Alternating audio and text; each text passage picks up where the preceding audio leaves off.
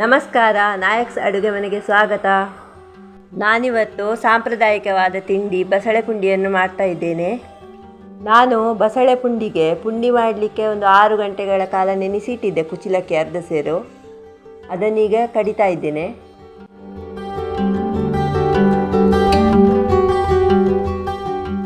ಕಡಿಯುವಾಗ ರುಚಿಗೆ ಬೇಕಾದಷ್ಟು ಉಪ್ಪು ಮತ್ತು ಅದಕ್ಕೆ ಬೇಕಾದಷ್ಟು ನೀರು ಹಾಕಿ ಕಡಿಬೇಕು. ನೋಡಿ, ಕರ್ದಾಯಿತು. ಇಷ್ಟು ನಯ ಆಗಿರಬೇಕು. ಈಗ ಹಿಟ್ಟು ತೆಗಿತಾ ಇದ್ದೇನೆ.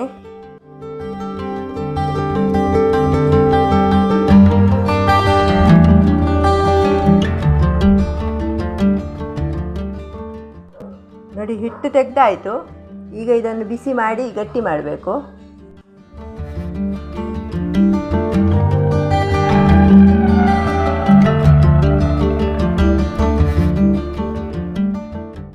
ನೋಡಿ, ಹಿಟ್ಟು ಗಟ್ಟಿ ಆಯಿತು. ಇನ್ನು ಬೆಂಕಿ ಆರಿಸುವ.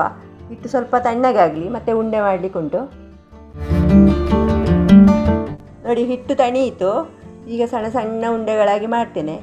ಈ ಉಂಡೆಗಳನ್ನೇ ತುಳುವಿನಲ್ಲಿ ಪುಂಡಿ ಅಂತ ಹೇಳ್ತಾರೆ. ಇದನ್ನು ಉರುಟು ಮಾಡ್ಬೋದು, ಇಲ್ಲದ್ರೆ ಉರುಟು ಮಾಡಿ ಸ್ವಲ್ಪ ಚಟ್ಟೆ ಮಾಡಿದರೆ ಬಸಳೆಯ ಪದಾರ್ಥದಲ್ಲಿ ಅದು ಚೆಂದ ನೆನೀತದೆ. ಪುಂಡಿ ತಿನ್ನಲಿಕ್ಕೆ ಸಹ ರುಚಿಯಾಗ್ತದೆ.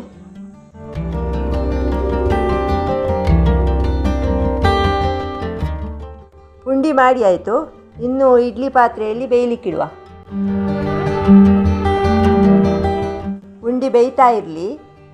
ಇನ್ನು ಬಸಳೆದ್ದೊಂದು ಸಾಂಬಾರು ಮಾಡುವ. ನಾನು ಬಸಳೆ ಪುಂಡಿ ಮಾಡಲಿಕ್ಕೆ ಅಂತ ಒಂದು ಕಟ್ಟು ಬಸಳೆ ತಂದಿದ್ದೇನೆ. ಅದರದ್ದು ಸ್ವಲ್ಪ ಎಳತ್ತು ಕುಡಿ ಮತ್ತು ಸ್ವಲ್ಪ ಎಲೆಗಳನ್ನೆಲ್ಲ ಹೆಚ್ಚುತ್ತಾ ಇದ್ದೇನೆ. ಕ್ಲೀನ್ ಮಾಡಿ ತೊಳೆದು ಅದನ್ನು ಬೇಯಲಿಕ್ಕೆ ಇಡಬೇಕಲ್ಲ, ಹಾಗೆ ಹೆಚ್ಚುತ್ತಾ ಇದ್ದೇನೆ.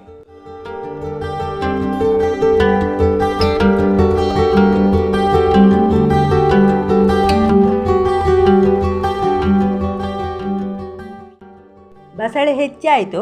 ಈಗ ಕುಕ್ಕರಲ್ಲಿ ಬೇಯಲಿಕ್ಕೆ ಇಡ್ತಾ ಇದ್ದೇನೆ. ರುಚಿಗೆ ಬೇಕಾದಷ್ಟು ಉಪ್ಪು ಮತ್ತು ಸ್ವಲ್ಪ ನೀರು ಹಾಕಿ ಕುಕ್ಕರಲ್ಲಿ ಒಂದು 3 ಬಿಗಿಲು ಕೂಗಿಸುವ.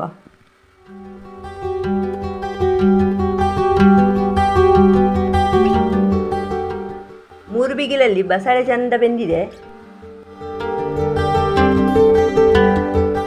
ಈಗ ಇದನ್ನೊಂದು ಪಾತ್ರೆಗೆ ಹಾಕ್ತಾ ಇದ್ದೇನೆ.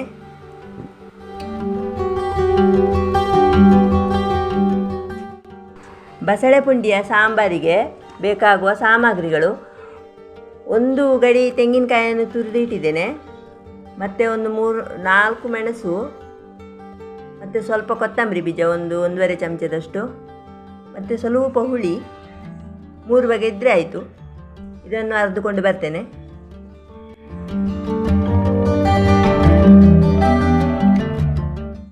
ಮಸಾಲೆ ರುಬ್ಬಿ ಆಯಿತು. ಇದನ್ನೀಗ ಬೇಯಿಸಿದ ಬಸಳೆಗೆ ಸೇರಿಸ್ತಾ ಇದ್ದೇನೆ. ಮಸಾಲೆ ನೈಸಾಗಿರಬೇಕು. ಮಸಾಲೆ ನೈಸಾಗಿದ್ದರೆ ಸಾಂಬಾರು ಒಳ್ಳೆಯದಾಗ್ತದೆ. ಈಗ ಸಾಂಬಾರು ಕುದಿ ಬರಲಿಕ್ಕೆ ಇಡ್ತಾ ಇದ್ದೇನೆ. ನೋಡಿ, ಕುದಿ ಬಂತು.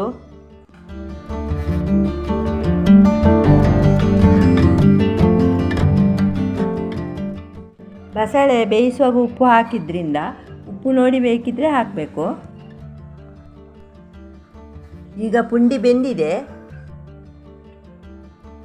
ಈಗ ಇದನ್ನು ಕುದಿತಾ ಇರುವ ಸಾಂಬಾರಿಗೆ ಸೇರಿಸ್ತಾ ಇದ್ದೇನೆ.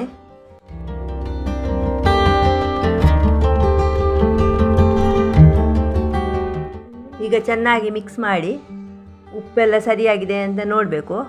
ಮತ್ತು ಸಿಹಿ ಬೇಕಿದ್ದರೆ 1 ತುಂಡು ಬೆಲ್ಲ ಹಾಕ್ಬೋದು, ಸಿಹಿ ಆಗ್ತದೆ. ಈಗ ಕುದಿ ಬರಲಿ. ಈಗ ಬಿಸಿ ಬಿಸಿ ಬಸಳೆ ಪುಂಡಿ ರೆಡಿ ಆಯಿತು. ಈ ಪುಂಡಿ ಮಾಡಿ ಸಾಂಬಾರು ಚಟ್ನಿ ಹೀಗೆಲ್ಲ ಮಾಡಿ ಮುಳುಗಿಸಿದ್ದಕ್ಕಿಂತ 2 ಕುಡಿ ಬಸಳೆ ಇದ್ದರೆ ಒಂದು ಸಾಂಬಾರು ಮಾಡಿ ಅದಕ್ಕೆ ಹಾಕಿ ತಿಂದರೆ ಟೇಸ್ಟ್ ಸಾಕ್ತದೆ. ಎಲ್ರಿಗೂ ಖುಷಿ ಸಾಕ್ತದೆ.